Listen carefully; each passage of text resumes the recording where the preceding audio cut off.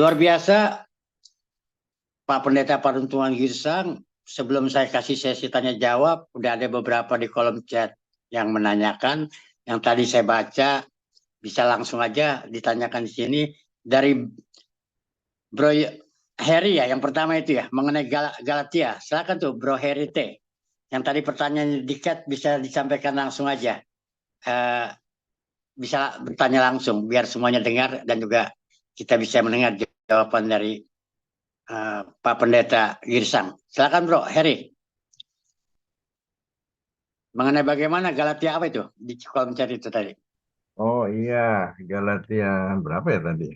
Galatia 5:18. Gimana nih katanya lah. Ini apa nih? Jangan cuma beraninya di chat aja dong. Langsung ke Oh, orangnya lah. Iya, oh kok iya, berani di belakang aja. maksudnya eh, merespon pertanyaan Bu Ginda. Kalau kita hidup dalam roh, berarti kita nggak hidup lagi dalam hukum Taurat, gitu. Lalu Yohanes Budi Harjo kan bilang di Pak Suhanda sebut ayat mana gitu, dibilang bahwa dengan matinya Kristus, maka hukum Taurat itu batal. Sedangkan Bu Gina kan bertanya, kok enak aja ngebatalin Tuhan, batalin hukum Taurat. Tuhan aja nggak batalin. Itu maksudnya, bro. Jadi hanya menjelaskan saja. Dan sebaiknya Ibu Gina sendiri yang berbicara, yang bertanya kepada narasumber Pak Girsang. Silahkan Bu Gina, atau saya kembalikan ke Pak Yohanes Guntara. Silakan. Saya kira itu Bro Girsang Itu, juga bro. ada dan juga mendengar. Langsung jawab aja Bro Girsang.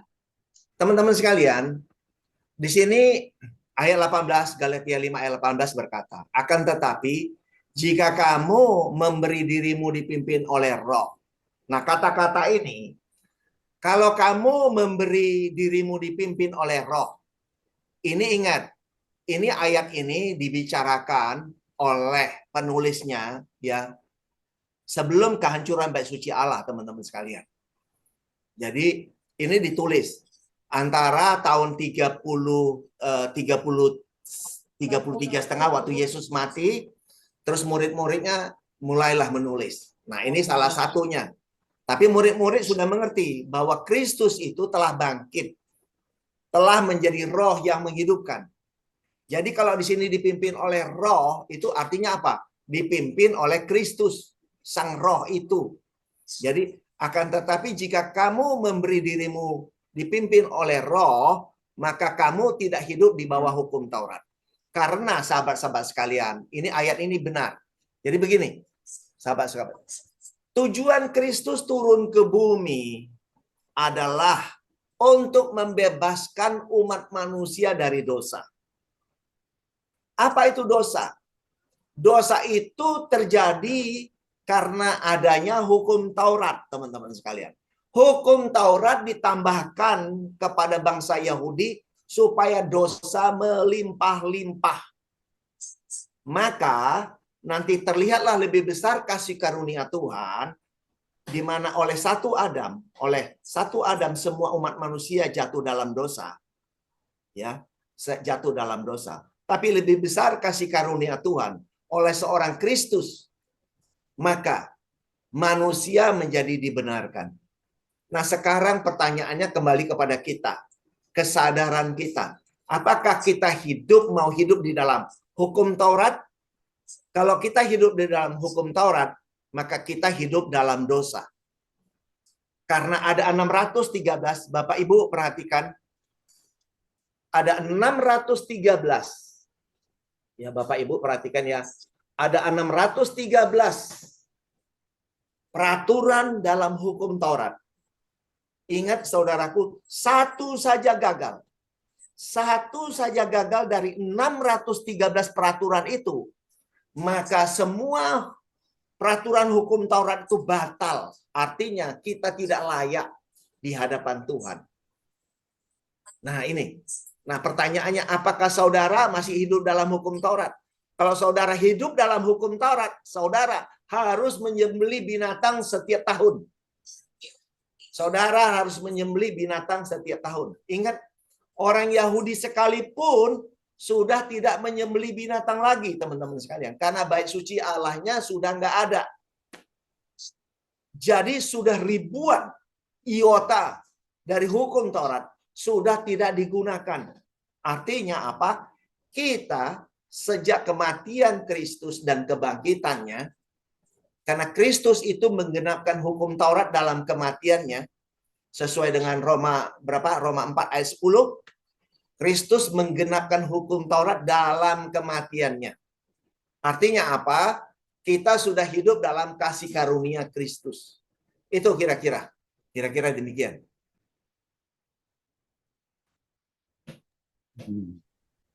Oke. Ada lagi di kolom chatting ini yang mempertanyakan, dan menurut saya ini sangat bagus nih dari Pak Stef nih ya. Pak Stef, tolong Pak Stef, karena ini ke pertanyaan saya buat Bro Girsang, tapi udah diwakili sama Pak Stef. Silakan Pak Stef, langsung aja ditanyakan di sini yang di chat. Ya, tanya ini aja, karena kan tadi dikatakan bahwa yang yang diselamatkan adalah jiwa. Dan tadi disebutkan bahwa jiwa itu sebenarnya apa sih? Jiwa itu kan perasaan dan pikiran.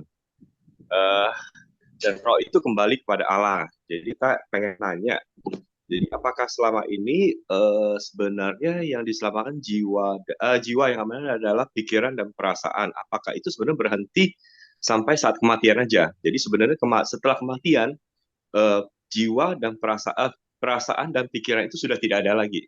Apakah seperti itu atau tidak? Itu aja sih yang pengen ditanyakan. Tapi ada juga tuh di bawahnya Bro yang mempertanyakan apa? Roh, ya. Ya, sekalian aja Bro Girsang menambahkan. Selama ini saya pemahamannya yang saya dapat. Saya baca juga, saya ingat. Ya. Coba baca juga ya chattingnya ya. Oh iya. Nyambung tuh ke bawahnya coba. Setelah kematian, sebenarnya setelah seorang manusia dinyatakan meninggal secara medis gitu ya, itu sebenarnya jiwa atau roh itu masih ada atau tidak? Atau jiwanya masih ada, rohnya nggak ada? Atau jiwa dan roh masih ada? Atau jiwa dan roh dua-duanya nggak ada? Atau jiwanya nggak ada, rohnya tetap ada? Atau atau kemungkinan itu aja sih.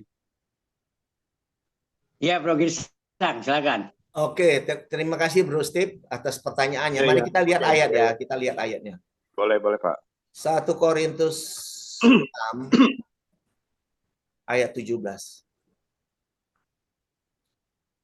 Ayat 17 ya, ayat 17. 1 Korintus 6 ayat 17 bentar. 1 Korintus 6 ayat 17. Nah, ayat berkata demikian. Tetapi siapa yang mengikatkan dirinya pada Tuhan menjadi satu roh dengan Dia. Artinya apa? Artinya orang yang mengerti, orang yang tersadarkan dalam hidupnya akan karya salib Kristus. Nah, kita bisa mengerti apa? Karena pikiran kita kan. Ingat teman-teman sekalian, bahwa Nuh dan keluarganya. Ingat ya, Nuh di dalam bahtera. Ya, bahtera Nuh. Nuh dalam bahtera itu yang dikatakan apa? 8 jiwa selamat. Ya, 8 jiwa selamat, yang lainnya semua binasa. Ya. Nah, bahtera is talk about Christ. Bahtera berbicara Kristus, teman-teman sekalian. Nah, waktu kita bisa mengerti kebenaran firman, maka kita dimerdekakan. Artinya apa? Pikiran kita, perasaan kita itu sinkron dengan Kristus itu. Ya, makanya ingat, Yesus pernah menegur Petrus. Enyahlah iblis, karena engkau hanya memikirkan pikiran apa yang dipikirkan manusia, bukan apa yang dipikirkan Tuhan. Jadi ingat ya, bahwa hendaklah dalam hidupmu bersama kita juga mengenakan pikiran dan perasaan yang ada pada Kristus. Jadi memang gini teman-teman, paling penting hidup kita ini adalah waktu kita menarik nafas. Waktu kita bisa menarik nafas inilah Tuhan mau memakai setiap kita. Tuhan mau memakai setiap kita untuk bisa memberikan yang terbaik dalam kehidupan. Baik bagi istri kita, bagi suami kita, bagi anak-anak kita, cucu kita, kolega kita orang lain, bagi bangsa dan negara, bahkan sampai ke bangsa-bangsa. Nah, semasa kita masih hidup inilah, kita harus mengerti kebenaran. Karena dalam hidup inilah kalau orang tidak mengerti kebenaran, banyak masalah yang terjadi di dunia ini. Nah, lihat aja di dunia, di Indonesia. Ada yang korupsi sampai berapa triliun. Membuat masalah nggak dalam kehidupan ini? Masalah. Nah, pertanyaan tadi sangat bagus. Bagaimana kalau kita meninggal? Ya kan? Jadi ingat, ini kita bisa membedakan hidup di dalam Tuhan dan di luar Tuhan. Kalau jiwa kita sudah selamat, kita mengerti kebenaran Kristus, maka jiwa kita, pikiran kita, perasaan kita benar-benar damai, merdeka di dalam Dia. Ingat ya, di dalam Dia. Bukan di luar Kristus, di dalam Dia kita tenang dan damai. Nah, orang yang di luar Kristus, maka dunia, permasalahan hidup ini sering mengganggu pikiran mereka. Bahkan mereka nggak bisa tidur lah, ada masalah itu, ada masalah ini, mereka stres lah, susah jiwanya. Sehingga apa? Mereka tidak bisa menikmati hidup sesuai dengan apa yang Tuhan mau. Tidak bisa memiliki keintiman dengan Sang Tuhan itu sendiri, saudaraku. Tidak bisa memiliki keintiman dengan Tuhan. Dan orang yang mengerti, dia bisa menikmati keintiman dengan Tuhan. Hidup penuh sukacita. Nah, waktu kita hidup, kita bisa merasakan damai dan sukacita, merdeka di dalam Kristus itu. Waktu orang saat-saat terakhir dari hidupnya, waktu nafasnya mau hilang, lepas dari badannya, maka dia tetap bisa tersenyum, dia bahagia. Maka kebahagiaan itu ada kekal di dalam Sang Kristus itu. Keselamatan jiwa kita yang sudah menyatu dengan Roh Kristus itu, dia kekal di dalamnya. Nah, bagi yang tidak mengerti, bagi yang tidak mengenal, maka jiwanya binasa. Gitu, bro. Jiwanya binasa. Gitu, bro. Ya, thank you Pak Girsa. Tapi masih belum dapatkan satu gambaran yang apa ya? Ya. Iya, mungkin saya nggak dapat nih. Maksud saya gini loh, kalau nafas itu sudah tidak ada, nafas itu sudah tidak ada, sebenarnya ya kalau dari Pak Girsang kan tadi dijelaskan kesannya keselamatan itu tetap diperlukan, tetap ada efeknya, walaupun nafas itu sudah tidak ada karena jiwanya kekal gitu ya. Gimana ya nanyanya, agak bingung juga sih karena sedikit apa ya, abstrak sekali ya. Ya. Bro, karena gini bro, karena bro kan memikirkan perasaan, merasakan daging ini kan gitu kan. Karena waktu terpisah dengan daging, ya jiwa kita itu sudah tentram damai di dalam Sang Kristus itu bro, yang bersatu dengan Roh itu. Nah, waktu kita masih hidup aja ini ya, saya ya secara pribadi, saya masih hidup ini. Waktu saya mengerti kebenaran, maka saya hidupnya sudah happiness bro, damai, gitu bro. Tidak ada ketakutan ini dan itu dalam hidup saya. Tidak akan saya, nanti saya akan dihakimi, saya akan dibakar, saya akan begini. Udah nggak lagi, bro. Dan saya sudah merasakan damai. Kalau orang sudah menarik nafas terakhir, sudah tidak ada nafasnya, berarti jiwanya masih ada, rohnya juga masih ada, gitu kan? Ya, di dalam Tuhan itu, bro. Di dalam Tuhan. Sudah bersatu di dalam Dia, penuh kedamaian itu, di dalam kekekalan. Tidak mati lagi, dia sudah damai di dalam kekekalan, di dalam Sang Kristus. Nah, gimana bentuknya? Jangan tanya saya, bro, karena saya belum merasakan sana. Itu dia sebenarnya Pak yang saya mau tanyakan itu. Jadi pengertian bersatu dengan Tuhan itu gimana? Apakah pengertian bersatu dengan Tuhan? Jadi jiwa dan roh kita gabung sama jiwa dan rohnya Tuhan. Jadi kita nggak kelihatan. Jadi semuanya ada di dalam Tuhan. Jadi satu aja. Atau bersatu dengan Tuhan dalam pengertian kayak kita sekarang ini kumpul-kumpul kan, kita sekarang bersatu dalam satu kelompok kan, jadi semuanya ada, Pak Girsang ada saya, ada Pak Suhanda, ada siapa, nah kita kelihatan masing-masing entitas kita satu-satu dan kita semua ada di sini, jadi bisa kita katakan bahwa kita semua ini disatukan karena dari beberapa entitas yang berbeda, masing-masing wujud asli masih ada dan kita bilang ini semua disatukan. Apa pengertian bersatu dengan Tuhan itu nanti secara kekal itu berarti semua kita hilang. Jadi kita nggak ada, tiba-tiba cuma satu nih, si Tuhan aja. Dimana di dalam Tuhan itu ada si Steve, si Suhanda, si Girsang. Apakah seperti ya itu tadi? Tapi Pak Girsang juga bilang jangan tanya saya. Itu aja sih Pak. Jadi gini, Saya sekarang aja bro, di layar bro ya, di layar bro aja, di layar Iya, di iya. sini. Secara dunia maya ada tampil semua kan? Betul nggak? Di layar kita ini, di layar Halo, laptop bisa kita kedengaran? akan tampil gambar-gambar orang kan semua. Kalau dibuat. Iya, iya, betul-betul. Kan. Nah ini kan ada. Kita Iya. ini pun orang-orang percaya sudah ada di dalam dia itu bro. Manusia baru bro itu ada di dalam dia udah. Ya memang nggak bisa kelihatan dengan mata. Namanya juga dalam alam spiritual bro. Nggak bisa kelihatan, tapi bisa dimengerti. Makanya mengerti pikiran kita ini, understanding, ya understanding, mengerti kita gitu loh bro. Kalau nggak mengerti, maka hidupnya mentok sana mentok sini bro. Jadi memang pikiran ini penting untuk mengerti kebenaran bro, gitu loh bro. Nanti kalau bro tanya ke sana kan, saya hanya bisa bercerita bahwa saat ini ya, waktu saya mengerti kebenaran ini. Maka saya bilang, saya merdeka bro. Kebenaran itu, firman itu udah merdekakan saya. Sehingga nyata dalam hidup saya tidak terintimidasi oleh apapun yang orang-orang katakan. Oh nanti akan dihakimi, akan dibakar di neraka, akan begitu, akan begini. Nggak ada sama saya itu semua mengintimidasi pikiran saya.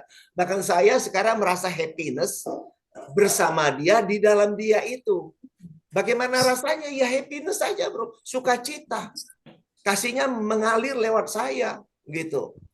Ya terangnya juga mengalir karena saya sudah dipindah dari gelap kepada terangnya yang ajaib. Nah, saudara gimana? Ya saudara coba bro Steve, coba merenungkan itu dan menghidupinya, gitu.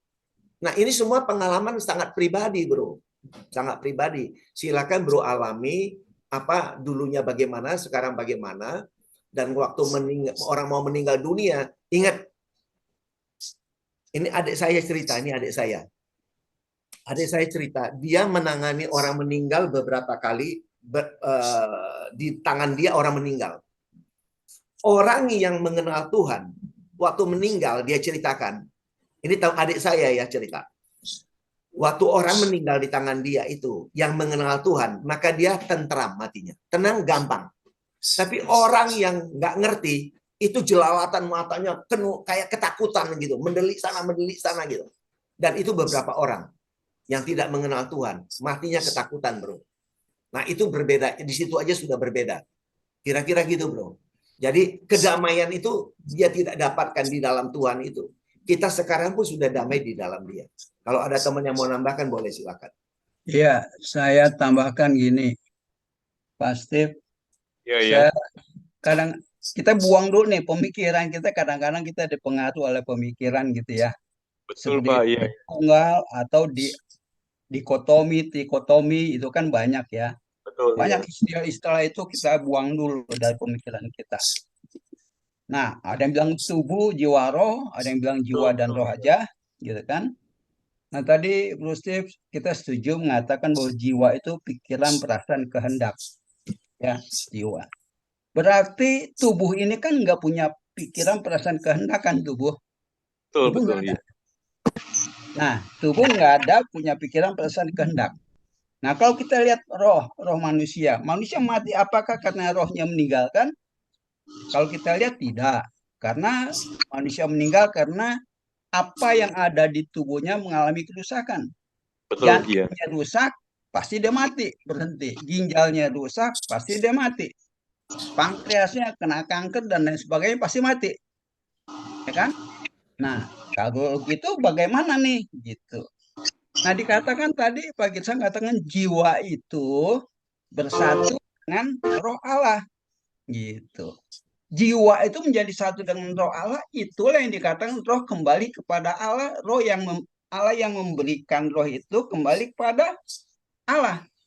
Nah, kalau jiwanya belum bersatu, belum ada roh Allah, nah dia tidak akan kembali kepada Allah. Nah, itu simpelnya. Jadi jiwa yang belum bersatu dengan Kristus tidak akan kembali ke Allah. Karena rohnya tidak diberikan. Itu simpelnya. Ya kan? Jadi jiwa itu yang diselamatkan, yang bersatu dengan roh Allah, itulah yang diselamatkan. Itulah yang memiliki kehidupan kekal, mencapai tujuan imanmu. Gitu. Ya sederhananya kita lihat seperti itu. Kadang-kadang kita dikacaukan, yang mana ya? Tubuh, jiwa, dan roh. Tubuh dan roh, dikotomi. Nah, susah. Nah, kita lihat apa adanya gitu. Apa yang firman katakan secara sederhana. Mudah kalau kita lihat seperti itu. Roh yang diberikan di dalam kita yang menyatu dengan jiwa kita, itulah yang nanti kembali kepada Allah. Yang tidak diberikan, yang tidak bersatu dengan roh Allah, ya nggak akan kembali ke roh Allah karena nggak tahu kemana. Karena yang nonton itu roh Allah nanti untuk kembali kepada Dia. Nah, kita di sini mengimani sudah kekekalan itu kita sudah miliki saat jiwa kita bersatu dengan roh Kristus itu, roh Allah itu. Oke, terima kasih. Oke, Bro Suhanda, kebetulan saya jadi masuk karena ini pemahaman saya yang lama, ya nanti tolong dikoreksi kalau salah. Saya selama ini yang tadi itu betul, tubuh, jiwa, dan roh. Pak Suhanda juga menekankan bahwa roh kita itu menyatu dengan jiwa. Pertanyaan saya, berarti kita sebelum kenal yang namanya Kristus, ada roh gak manusia itu? Nah, roh kita bukan bersatu dengan jiwa, gitu. Amin. Maka jangan dipikirin tubuh, jiwa, roh dan selain sebagainya, buang dulu. Enggak, pertanyaan saya bukan dipikirin, pertanyaan saya kita ini ada roh gak itu loh, bukan Nah, dipikirin. makanya tadi kalau saya ngomong sebenarnya udah bisa narik kesimpulan. Karena gini, bukan pemahaman saya dulu nih, manusia lama saya. Ketika manusia disebut meninggal di mata saya dulu waktu saya masih manusia lama, karena roh meninggalkan tubuh, maka tubuh itu ya udah nggak bisa ngapa-ngapain, mati gitu loh. Itu pengertian pemahaman manusia lama saya. Dalam konteks Injil saya juga membaca bahwa kita di dalam Kristus, Kristus di dalam kita. Kristus yang saya imani hari ini tentunya roh, ya kan? Dan dulu saya juga ada pemahaman roh itu penurut, daging itu lemah. Jadi dalam pengertian saya dulu nih, saya waktu belum mengimani Kristus di dalam diri saya, roh saya itu penurut, gampang digoda iblis gitu kan. Dan daging itu lemah, cuma mengikuti apa kehendak roh. Sehingga ketika kita memang terpisah dari Allah, pasti kita sudah di bawah hukuman yang menurut saya jadi di bawah kuasa iblis. Yang dampaknya adalah perasaan-perasaan yang hanya menyiksa seumur hidup saya yang ada. Namun ketika saya juga hari ini memahami bahwa Yesus mengatakan bahwa aku di dalam kamu, kamu di dalam aku, pemahaman saya, artinya roh saya itu sekarang sudah ada di dalam roh Kristus. Itu pemahaman saya ya. Kalau salah nanti dikoreksi kan. Dan roh Kristus itu sendiri karena saya hari ini masih hidup jasmani saya, dia juga ada ya kan di dalam jasmani saya untuk nanti dia yang menggerakkan pikiran dan perasaan saya yang semuanya tentu berasal dari roh Kristus itu.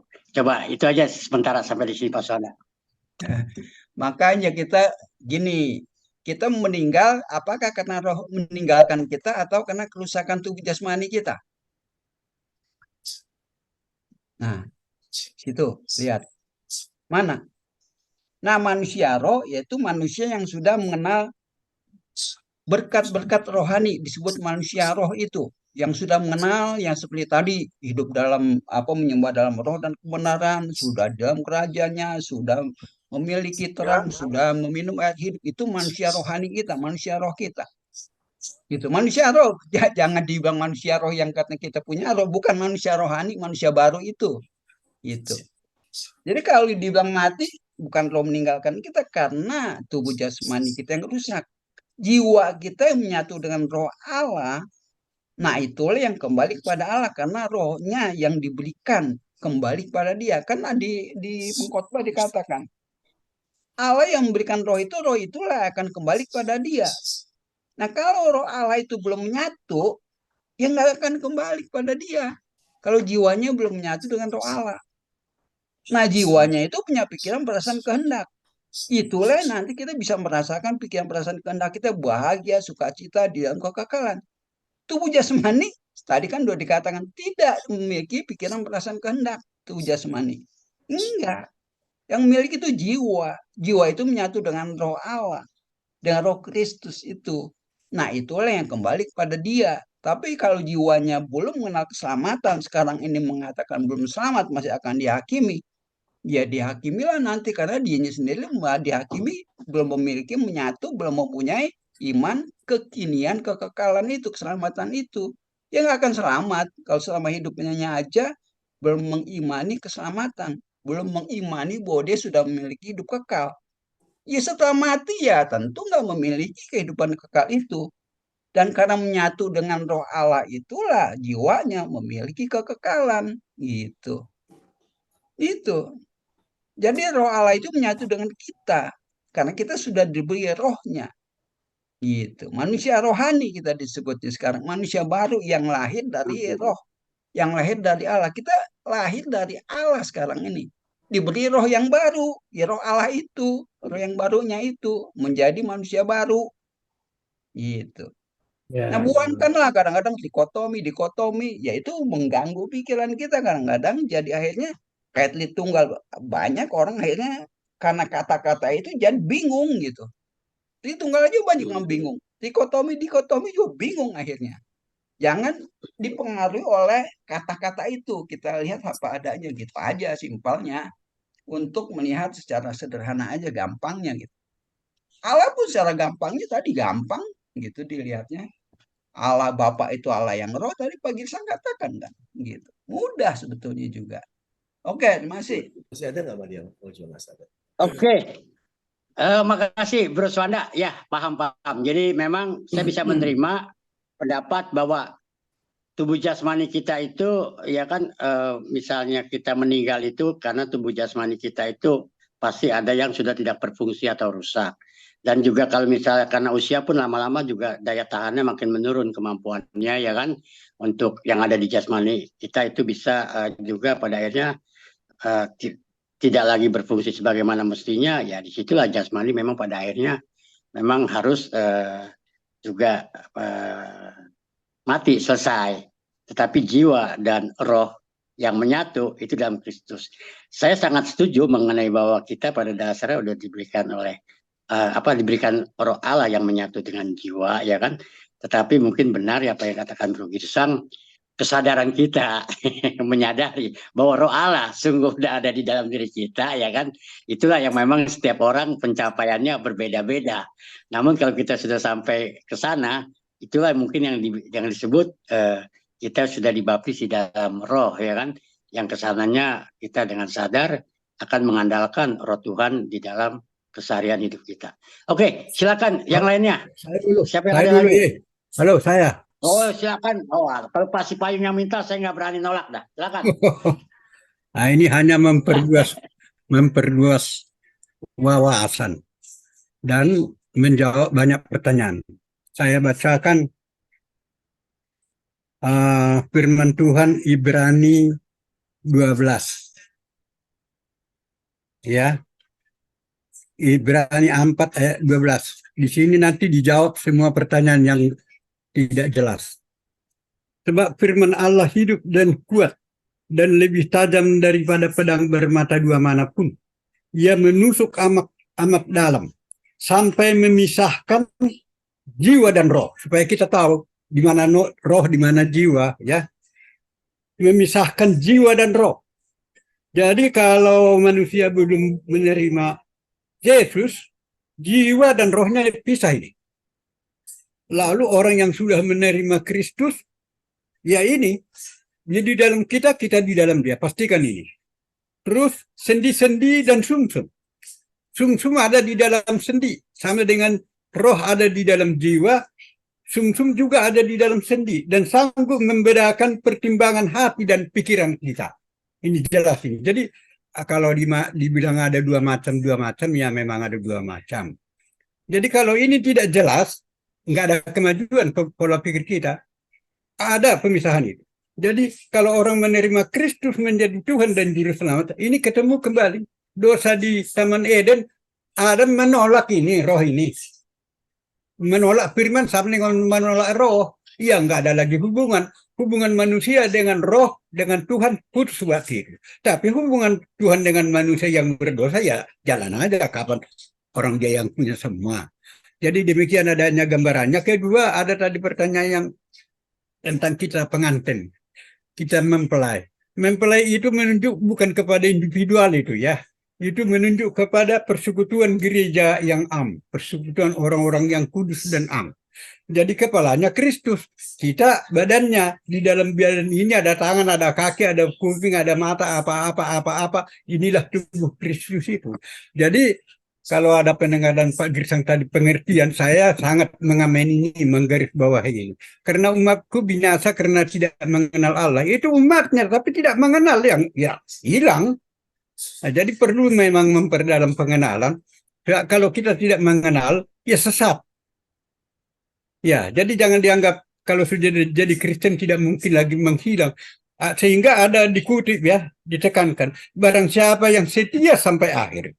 Tentang Taurat dengan Injil, ya kalau Injil adalah hidup oleh iman yang bekerja oleh kasih, selesai. Jadi tidak jangan ini. Memang tidak lagi alamnya bagian kita. Alam kita adalah pertumbuhan di dalam iman dan yang bekerja oleh kasih dengan segala rinciannya. Pak Girsang menggambarkannya sebagai buah roh. Itu pancaran daripada orang yang hidup oleh iman.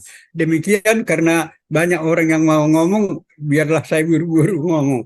Semoga dapat dipahami. Terima kasih kembali kepada moderator. Halo. Terima kasih. Cipayung. Thank you sahabat, ini adalah akhir dari Q&A yang pertama dan kita akan lanjutkan kepada Q&A yang kedua dari materi yang sama. Terima kasih.